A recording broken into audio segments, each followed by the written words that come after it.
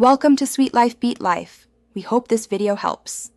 You start by confirming your Windows edition and creating a restore point so you can roll back if needed.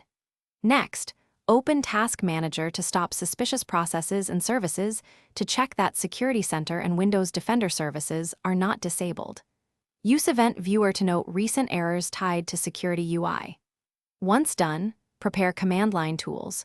You will run sfc and dism from an elevated prompt. These repair corrupt system files and component store issues required to restore the security pane.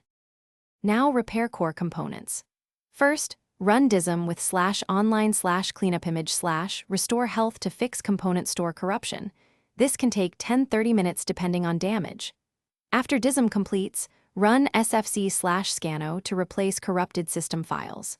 If security remains blank, open an elevated PowerShell and re-register security app packages using the proper addapps package commands. This reinstalls the UI without affecting settings.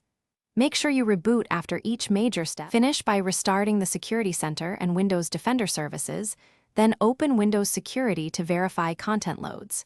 If it still appears blank, create a temporary local administrator account and sign in to determine if the problem is limited to your user profile. Once tested, restore your original account settings or migrate data. If none of these steps resolve the blank UI, use System Restore to revert to a known good point or run Windows Repair from installation media.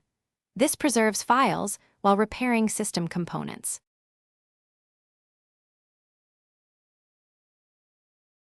Thanks for watching. Consider subscribing if we helped you.